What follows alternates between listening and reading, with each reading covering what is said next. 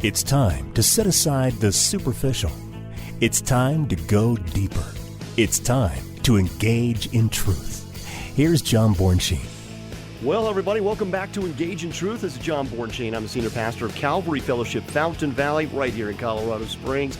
And I'm so excited that you are tuning in. With me here in the studio, as always, Mike Mallinger. So good to have you, my friend. It's good to be back, John. Well, we are continuing our conversation with our very special guest, Ryan Dobson, here in the studio with us. We are talking about marriage and parenting, really focusing in on parenting, but you need one to do the other. And so we've been talking really a lot about what many of these questions, just covering many of the questions that we have received from those of you who are listening right now. The questions just have come in, and I don't know that we're going to cover them all, but certainly as we're trying to address many of the issues that we face here in 2019 and beyond. I know that this is a broadcast. Parenting it doesn't seem to end one year after the other. We've been parenting for a long time. That's right. And those of you here in the studio have been parenting for a while as well. Ryan is the father of two incredible children, Lucy and Lincoln, 12 and 7, with his wonderful wife, Laura. And together they have started an incredible ministry, Rebel Parenting. And Rebel Parenting is really just well, I'll let you tell a little bit about it, Ryan, but just for those of you who are hearing from Ryan for the very first time, he is the son of Dr. James Dobson, has been heard by more than 10 million people around the world, and a frequent speaker, teacher all around the world even, and he goes to conferences and speaks at homeschooling conventions and so forth. He's a very busy man, so we're just thrilled to have him here with us. Author of 6 books, continues to add to this narrative of how to parent effectively, godly, biblically, just giving a sound instruction. And so, Ryan, I just can't thank you enough for making the time to be here with us on Engage in Truth. Oh my goodness, it's such an honor. You know, it's interesting. People are like, oh my goodness, I'm just a regular parent. Like, I grew up with parents that were experts, like legitimate experts. My dad had an earned PhD from USC. He was a junior high teacher, a junior high counselor, a high school counselor, a district counselor. He was in private practice. He was on staff at Children's Hospital of Los Angeles. He was a professor of pediatrics at USC. He was a professor of family development at Point Loma, all before he was 43. Wow. I mean, seriously, all before 43. Like, I'll never, ever have those credentials. Growing up in the family doesn't make you an expert. I just know really smart people. And when it transforms my life, we want to share it with other people. And we've had the best guests on the podcast. We do it 4 times a week. It's all marriage, all parenting, all the time. And it's just people that are helping us out. Like, we had Paul Tripp on the podcast. I don't know if you've had Paul Tripp before. Not on this program. Looking forward to it. Oh, my goodness. He's so good. He's got a book called Parenting. I think it's 14 gospel principles that will radically transform your family. I'm not thrilled. I can't even believe I keep doing this. I tease him about the title and the cover because the cover is just like, it's like a wooden rocking horse and like wallpaper. Like, there's no millennial picking up that book like, we're going to go through this. It will change your life. It really will, because here's the thing with parenting. It is the most stress, guilt, shame-inducing endeavor that we go through, because you don't know how good of a job you've done until it's way, way too late. Like, your kids are grown and gone. You're like, oh no, I ruined them. It's terrible. What did I do? Right? Right. And so you try to fix everything right now on the spot. Like, I'm going to fix everything today. And you can't. You can't do that. And it creates more stress in you. And so he was teaching in that book, and I've been watching his YouTube videos. Oh my goodness, he's so good. He's so legitimately good. I love introducing people to Paul Tripp. He was like, parenting lasts a lifetime. Yeah. You don't stop calling the Lord our Heavenly Father when you become age of accountability or when you move out of the house or when you get married. He's always your Heavenly Father. Yeah. You get to create a relationship where you get to be a guide later in life, where when you've got hard times, you want your kids to come back to you. You know, religion is when a kid screws up, he's like, oh my goodness, I screwed up. My dad is going to kill me. And the gospel says, oh my goodness, I screwed up. I got to call my dad. Right. Like, it's so different. Like, when you screw up and you go to the Lord and like, oh my goodness, I'm so sorry and I need so much help. And he's not the God of second chance. He's the God of 2,000th chances. He loved us before we were ever born, before we began. And the more we can try to incorporate that into our parenting and stretch that stuff, it's not that you ignore things, but you take it in context. Like, I'll be 49 in a couple weeks. So I'm almost 50. I was raised in 70s, 80s mainly. Right. I caught my daughter up at like 11:30 at night watching Netflix a few months ago. It was so funny. I got to be honest. It's really hard to not laugh in this because she's cute. She's like redheaded and she's adorable. And the dogs were making all this noise. I didn't know what was going on. And I was down in the studio and I come out and she's on the couch with the puppies watching Netflix. And I go, what are you doing? And she goes, what? I'm sorry? And here's the truth. I don't think my parents are bad parents. I really don't. But I've given this example a bunch of places. In the 70s, 80s, I would have been in all the trouble in the world. I would have been spanked. The TV would have been taken away for a long time. That would have been used multiple times afterwards. We'd talk about it years later. I'd remember it today. I put her back in bed. I was like, I just don't care. Like, it's not a pattern. She's not doing it all the time. I was like, have you ever done this before? She was like, what? No. Now, is she telling the truth? I don't know. Probably. But I haven't caught her up again. Yeah. It was one time. It was one thing. I don't think she knew it was 11 o'clock at night. I think she thought it was maybe a little too early to get up. But whatever. It's not that big of a deal. Right. Like, why should I come down on her so hard over? It's just not that big of a deal. Right. I just can't make it a big deal. I got another example. Can I tell one more? Please, yeah. Yeah, please. So, Laura tells me, so sorry, Lincoln. He didn't do his homework, and he told the teacher that our new puppy Coco pooped on it. And I laughed so hard. I was like, no way. That old trope from the Brady Bunch, like my dog ate my homework. Like he came up with a similar one on his own. And I was like, you didn't believe him, did you? And she's like, well, he told me the same thing. And I just laughed. I'm like, wow, you let him say that? It was so funny.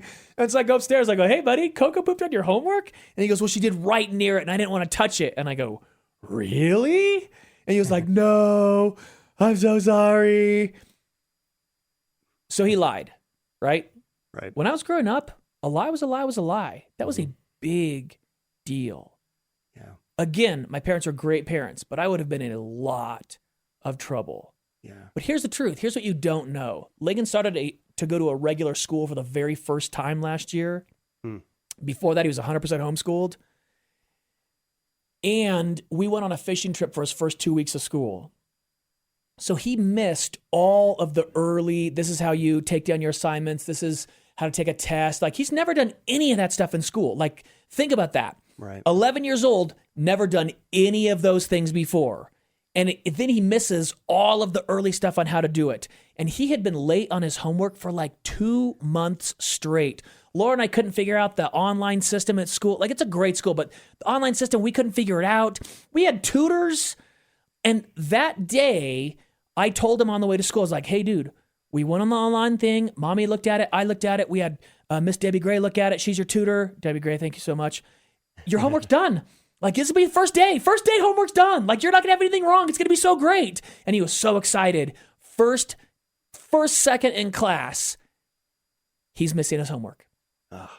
And he was so stressed and so upset and so done with it all. He said our new miniature dachshund puppy Coco pooped on his homework. Now, okay, did he lie? Yeah. And we had a long conversation about telling the truth and about what a lie means. Yeah. And I went to the teacher and was like, hey, just so you know, him being late on his homework is totally my fault. I'm the parent. He's only 11. And we missed that first 2 weeks.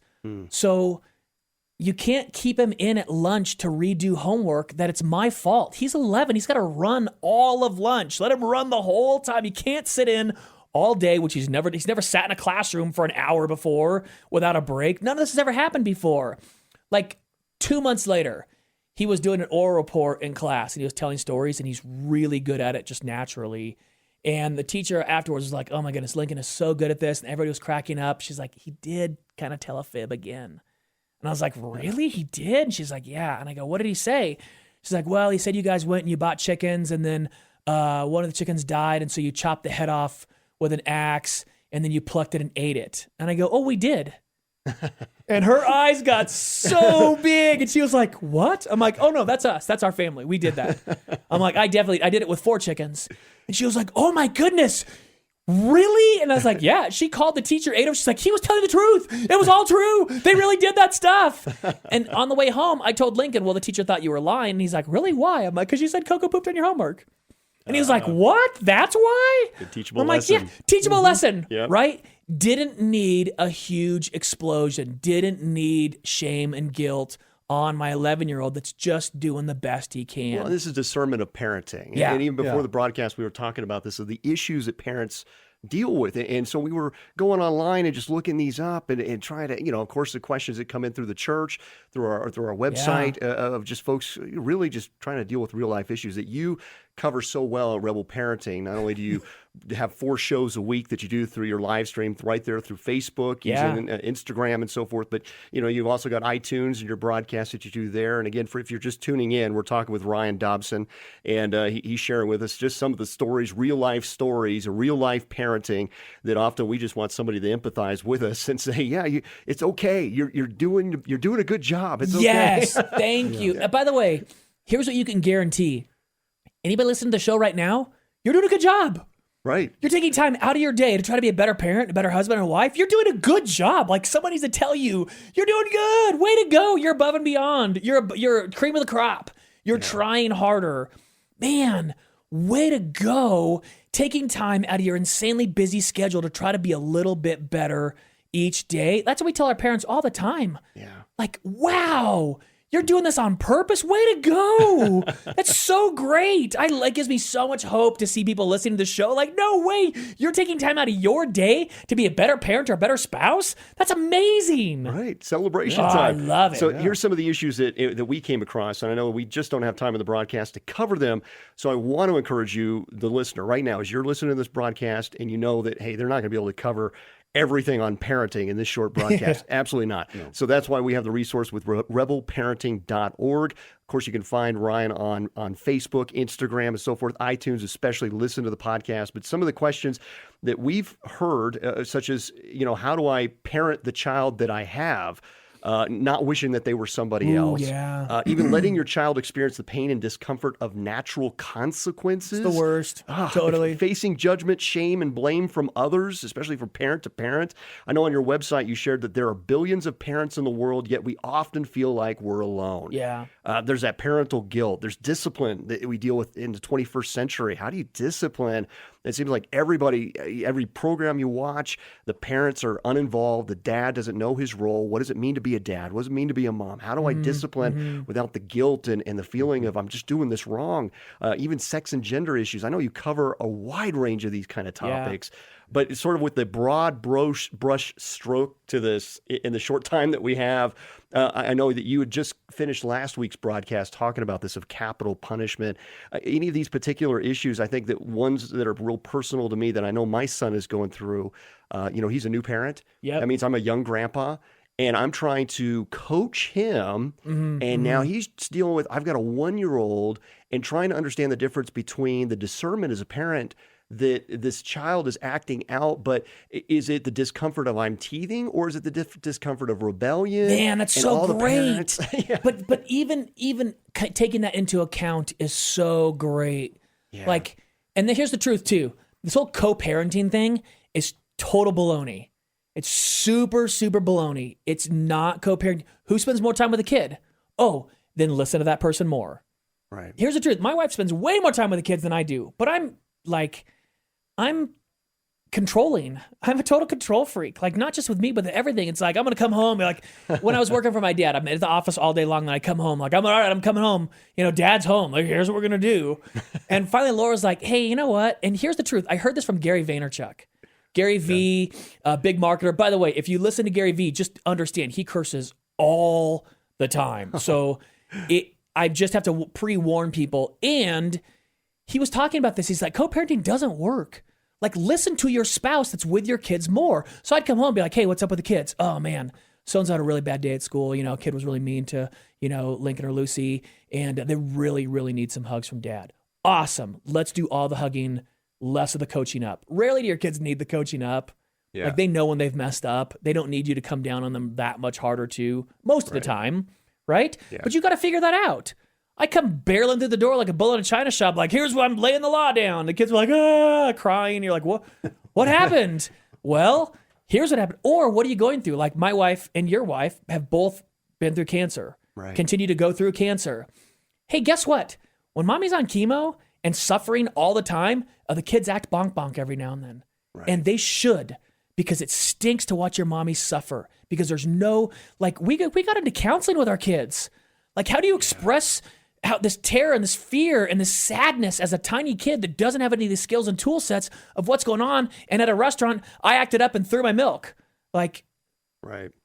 Are you punishing that? Really? Are you sure? Do you need to do that? Or is it just, I just can't take the pain any longer today? Like whether it's teething or whether it's a situation or scenario, the whole picture, the holistic parenting. Now you can overdo it, Sure. but just taking into account what's up with my kid today, what's going on with them today, being honest about it. Like my son is super, super, super emotionally intuitive. Yeah. And when Laura was going through her last bout of chemo, like, it was awful. Oh my goodness. And he was like, Daddy, how are you doing? You know what I didn't say? I didn't say fine. Right. Because I'm not fine. I am sad. And to tell him I'm fine makes him crazy because he intuitively knows I'm not fine. Right. I'm really sad. He sees me with tears in my eyes too often. And I go, you know what, buddy? I'm so sad. Like, I know the Lord knows where I am, and I know he's going to take care of me, and I'm sad. I can't stand watching mommy suffer. It stinks. That makes him better. He could cry in front of me. He could be sad in front of me. He can say, it makes me so angry. Yeah, me too. I'm so mad. I'm really sad, and it comes off as anger. Right. But it makes me mad at cancer. Yeah. I hate it so much. Like, it's okay to be that parent. Right. Like the whole parent shame and guilt thing from other people. If you've got anybody in your life that's shaming you as a parent, you should excise them from your life. Like, it's mostly internal. I think mostly we're worried about what someone's going to think. Yeah. Like, we had a scenario, I promise you, 2 weeks ago. This guy was inappropriate to my neighbor's wife, and I acted so inappropriately. And then I realized my daughter and her kids were there, and I had to apologize to all of them, you know? And like, I apologized to my friend's wife, and she's like, oh no, I am so glad. I was so offended, and you totally stood up for me and blah, blah, blah. But like, saying sorry to your kid, Fuller Youth Institute has a study called Sticky Faith, how to get your faith to stick to your kids. One of the most effective ways to do that is when you blow it, apologize to your kids. Yeah. I snap at my wife because I didn't eat, my blood sugar got low, and daddy got hangry. Like, that just means I had a good excuse to yell. I'm an adult. Right. I should know I should eat. I know this. I could have eaten something. I didn't. And then I snapped at your mom, which is not okay. And to say sorry to your kids, it lets them know most of life is failure. And it's okay. That's how you can teach them to fail well. Like, it's the worst, man. Having your kids have consequences, oh, I hate it so much. Yeah. It's the worst. Kay Wills Wyma has an amazing book called Not the Boss of Us. And one of the chapters is, I love you too much to fight with you over your homework. Right? Okay. Right. Because here's what you know. You know, as a millennial parent today, when your kid's filling out their college essay, other parents are going to hire editors and writers to help their kids write essays. And they're going to get into colleges at a higher rate than your kid if you let your kid do whatever he wants. Her junior in high school was turning this essay in at 11:59 and 59 seconds, and she had read it right before. No capitalization, no punctuation in the whole essay. And she was like, you sure you're going to turn it in like this? And he was like, yeah. And she's like, okay.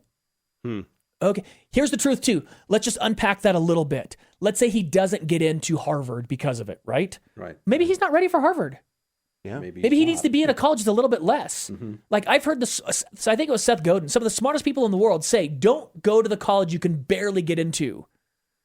Yeah. Go to the college where you're going to be at the top of the class or higher in the class. Because if you go to the college you can barely get into, you're going to have 4 years of stress, of panting and barely keeping up. Instead of being the kid that's higher up the totem pole, that's getting more attention from teachers, more one-on-one time from professors, more, accolades and attaboys and the things they want to get that gives them a better respect and love of learning. And you know what? Her kid got into the college he wanted to because the school knows. By the way, schools aren't dumb. Right. They know who hired the editor and the writer. It's like, your kid can't write like that as a junior in high school. You hired somebody. The kid with no capitalization, no punctuation, guess what they know? Yeah. There's only one person that wrote that. It was the kid. It was the kid. It was the kid. That's would I want my kid to do that? No, not really. Right. And why fight with them over the homework? Let him have the consequence. Yeah. Oh, you didn't get to do X, Y, or Z because you got bad grades. Oh, okay. Yeah. Yeah. Well, it's just like doing a kid's homework. I mean, I, of course, as a parent, A-type personality. I want them to be top of the class, A++. I want them to be commended. In fact, if the president could fly in and just hand a medal to, I would be thrilled about that. And so as a parent, you want to help them succeed in every way, but then you actually prevent them from the learning experience. Yep. And I think that many of our listeners who probably can relate with that because we're guilty of doing that. And instead of allowing them to, these are the natural consequences for the labors that you've put into it. And we talked about that in the last program. So if you missed that, please go back and re-listen to that at calvaryfountain.com. You can re-listen to last week's broadcast as we just talked about just natural cause and effect of things that are healthy for children. John, what you're talking about, though, is choosing what's best for your kid in the long run. What's best for them? I do the homework for them. I get the editor and the writer to write their essay. You're just setting them up for failure later on. Let them stand on their own 2 feet. So my son, they were holding him in at recess to do homework, right? That wasn't finished. And I went down, I was like, hey, you can't do that anymore. Like, their teachers are so nice. They are so accommodating. This is the greatest school. It's the greatest school. I love them so much. They got to put up with me as a parent, right? Like, I know me. I was like, yeah, you can't keep him in. And it's just like, well, his homework will be late. And I was like, okay. Yeah. And she's like, well, his grade will go down. And I started laughing. I'm like, oh, I totally don't care about that. Right. And she laughed. She's like, really? I'm like, nope, I don't care. No one's ever going to ask him what his 6th grade grades were ever in life. He'll never have to do it. But this is his first year in a school. I just want him to make friends and have a good time. Yeah. Like, we'll worry about grades later in life if he needs those things. Like, if that's a big need for us. She laughed so hard. She's like, okay, I won't hold him back anymore. And I was like, thank you so much. In fact, if you see him sitting down at lunch, tell him to get up and run. And she just giggled. She thought that was so funny. But it was like, I know my kid. He should run during lunch. Like, this is totally okay. Like, she was so worried that Ryan Dobson was going to come down on them for his kid getting a bad grade. Baby, I don't care. I just want him to love this. Like, and he made good friends, and it's a great school. Like, I am so down with those people. They're so awesome for letting me be that parent to them. Yeah. So, where's God's plan in all this, in your parenting? Yeah. I think that's a great, great question. I think God's plan is to pass on our faith to our kids, first and foremost. Yes. To let them know God is the God of 2,000th chances. To let them know that He is there for you every step of the way, even when you don't feel it. That there's nothing you can do in life to make God love you more or less. Yeah. It was pre-decided long ago how much He loved us. He doesn't let us choose or decide. Like when I talk about the weight of the world, of letting Christ die for my sins, I'm like, I'm not good enough for that, nor am I bad enough for that. Do you know what's crazy about that? When I say that, the Lord goes, how dare you? How dare you question my judgment? I died for you because you are worth that much, because you are that good, because your sins were that bad. I love you so much. Are you kidding me? How dare you say that about yourself? I choose how much you're worth. I created you. I give you worth. And teaching your kids that, telling your kids, there's nothing you can do that's going to make me love you more or less. I will love you till the end of time, no matter what you do, no matter where you're at, no matter what you're doing. I'm going to love you like crazy. Right. Like, make them embarrassed. Yell, I love you when they leave the car. Like, did you see the Spider-Man, the animated one? Oh, no, I missed that one. What? Spider-Verse? I know, I missed it. Oh, my goodness, you got to go. Miles Morales is at school, and his dad's a cop, and he's like, love you, and he's like, I know, and he walks out, and he gets on the loud phone. He's like, you got to say it back. And he's like, Dad, what? Please. All the kids are looking. He's like, you got to say it back.